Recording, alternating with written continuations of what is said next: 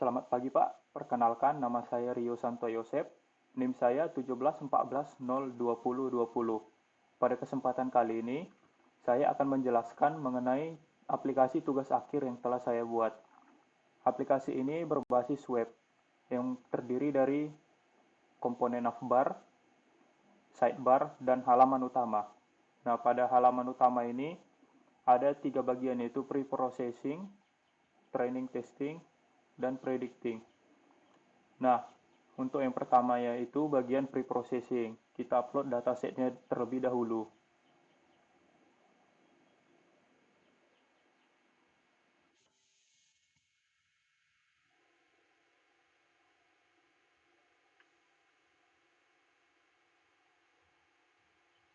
Setelah datasetnya terupload, maka bagian pre-processing ini akan menampilkan yang pertama itu ada dataset yang telah kita upload. Dataset ini terdiri dari atribut-atribut seperti user, first open, day of week, age, screen list, num screen, minigame, dan lain selanjutnya. Nah, kelasnya sendiri itu yaitu enroll.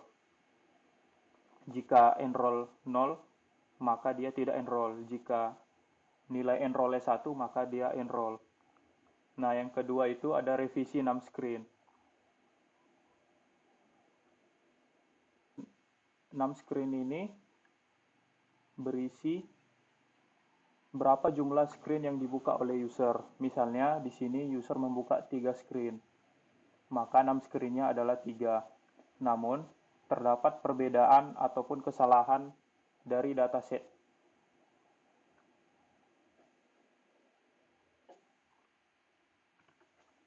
Kita bisa lihat contoh kesalahannya, yaitu seperti pada contoh nomor 14 berikut. Di sini 6 screen-nya ada 9, Pak. Nah, sedangkan kalau kita hitung ada 1, 2, 3, 4, 5, dan 6. 6 screen-nya itu cuma 6. Nah, selanjutnya itu kita bisa lihat contoh lagi pada nomor 41. Nah, di sini 6 screen-nya itu tertera ada 3. Padahal kalau kita hitung ada 1, 2, dan cuma 2. Nah, maka dari itu saya merevisi kolom 6 screen ini dan membuat kolom yang baru yaitu jadi 6 underscore screen. Di sini saya sudah memperbaharui jumlah screen yang dibuka oleh tiap user. Nah, untuk yang selanjutnya itu adalah revisi hour. Pada bagian ini, saya merevisi atau memperbaiki kolom hour yang sebelumnya ada 00-nya seperti ini di belakang. Dan menurut saya ini nggak penting, karena hour ini isinya hanya jam berapa user tersebut membuka aplikasi pertama kali. Nah, seperti contoh, pada user yang pertama ini dia membuka jam 2, selanjutnya jam 1, jadi nggak perlu ada 00-nya itu. Nah, yang kedua itu saya mengubah tipe data dari hour ini.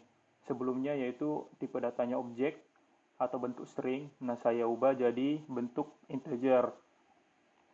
Nah, yang first open ini juga Pak, saya ubah menjadi bentuk datetime atau bentuk yang sesuai bagi penunjuk waktu. Nah, sebelumnya itu bentuknya objek. Nah, yang selanjutnya itu adalah one hot encoding. One hot encoding ini merupakan proses merubah data yang bentuknya kategori menjadi bentuk yang dapat diproses oleh algoritma, yaitu bentuk bilangan atau integer. Di sini saya mengubah screen list ini menjadi kolom-kolom baru. Kolom-kolomnya itu jadi seperti ini, Pak. Misalnya user nomor 24 ini atau user nomor 23 ini pernah membuka halaman verify country, maka nilainya 1. Jika tidak pernah membuka halaman loan 3, maka nilainya 0. Jadi, isi dari screen list ini saya buat menjadi atribut-atribut baru. Nah, yang terakhir itu adalah hasil akhirnya. Setelah di one hot encoding dan berbagai preprocessing sebelumnya, saya menghapus atribut-atribut yang nggak penting Pak, seperti user, karena nggak ada korelasinya terhadap enroll atau tidak. Nah, selanjutnya saya juga menghapus kolom 6 screen ini karena udah diganti menjadi kolom yang baru, yaitu 6 underscore screens.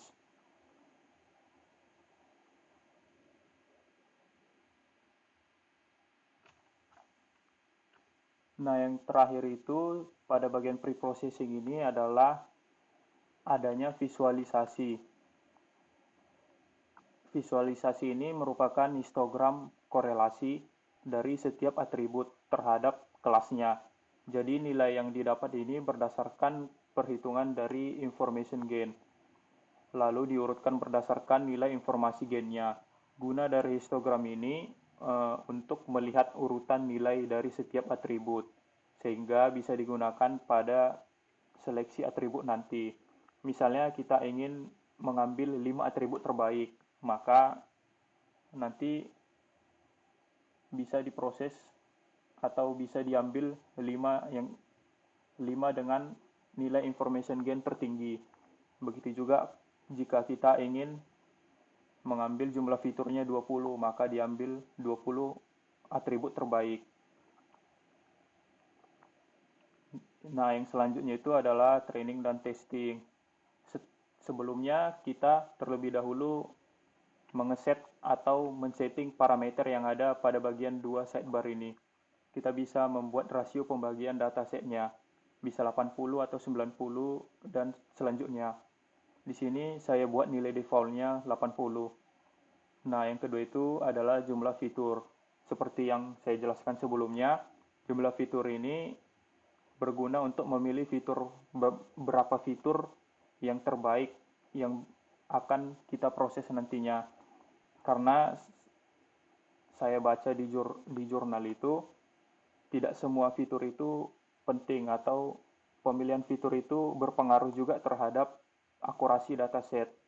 Karena seperti contoh kalau kita ambil semua fitur yang ini, mungkin ada fitur-fitur yang nggak penting atau nilainya nggak berguna, seperti yang terakhir-terakhir ini. Nah, ini bisa memperberat atau memperlambat kinerja pada proses training nanti. Nah, yang selanjutnya itu ada parameter number of estimator. Karena saya memakai random forest di sini, maka number of estimatornya bisa diatur. Number of estimator ini merupakan jumlah tree yang akan disusun pada random forest. Nah, yang terakhir itu parameter jumlah K atau KNN. Saya juga menggunakan KNN di sini dan bisa diatur parameter atau berapa K-nya.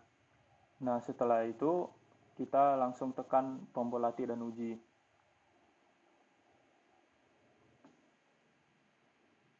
Dan aplikasinya sedang running.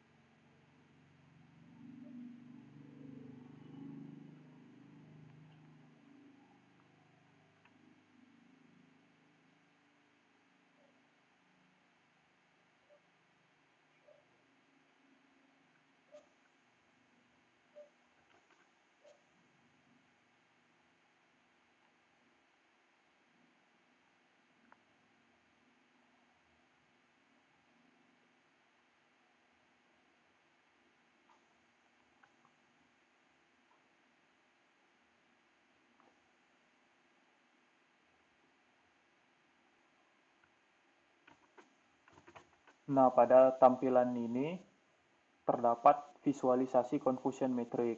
Setelah modelnya di training, kemudian modelnya diuji atau di testing memakai dataset yang sudah kita bagi di sini. Di sini karena kita memakai porsi 80-20, maka 80% untuk data latih, 20% untuk data uji. Setelah data ujinya kita evaluasi, maka berikut adalah hasil evaluasi memakai teknik confusion metric.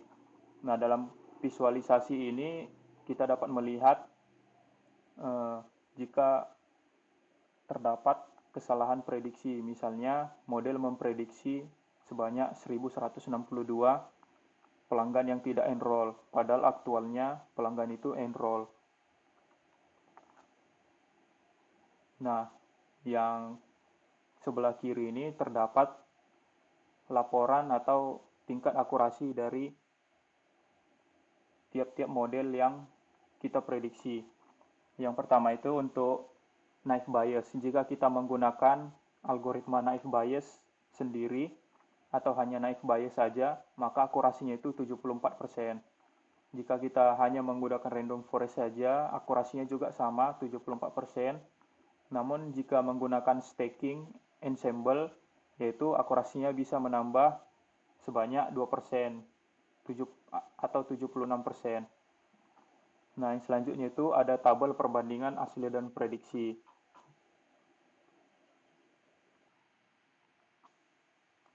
Jika yang di atas menampilkan jumlah dari keseluruhan, nah di sini tampilannya dalam bentuk tabel.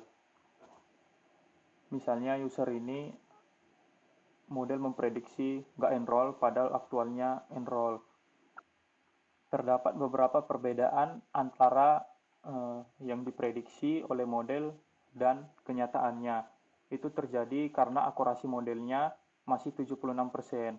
Jika akurasi yang meningkat, maka perbedaan itu bisa dikurangi. Tentunya nggak mungkin 100% sama sekali, karena prediksi itu bisa saja terjadi kesalahan, tidak sepenuhnya harus benar. Yang mampu dilakukan hanyalah mengurangi perbedaan benar atau salahnya. Nah, untuk yang bagian ketiga yaitu predicting, terlebih dahulu kita memasukkan dataset yang ingin kita prediksi.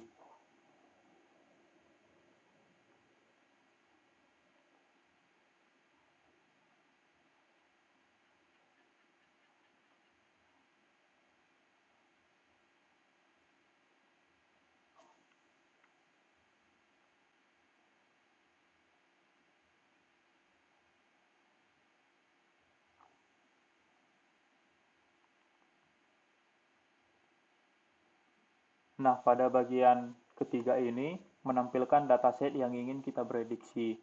Misalnya, ini ada 1000 data yang ingin kita prediksi.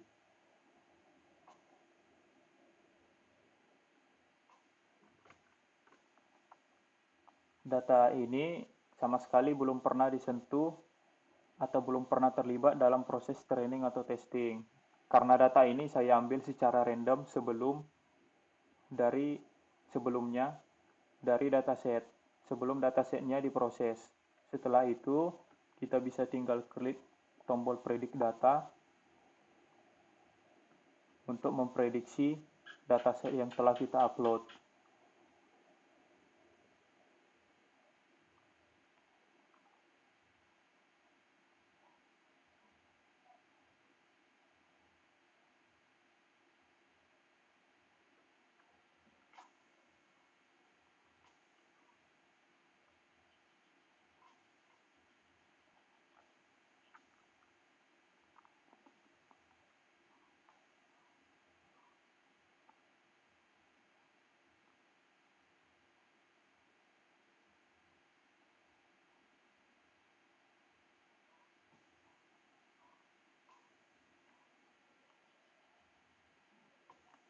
Nah, di sini telah muncul hasil dari prediksi dataset yang kita upload barusan.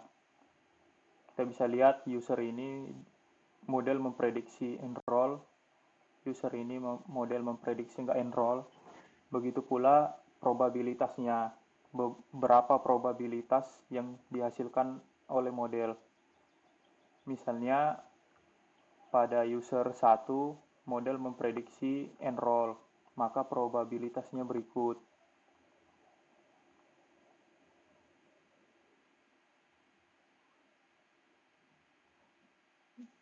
Misalnya user 3 probabilitas nggak enrollnya 70% dan probabilitas enrollnya cuma 0,2 sekian persen, maka lebih tinggi probabilitas 0. Jadi model memprediksi user tersebut tidak enroll. Begitu pula yang terakhir ada visualisasi perbandingan prediksi. Dari 1000 data yang kita prediksi, hampir berimbang antara enroll tidak enroll.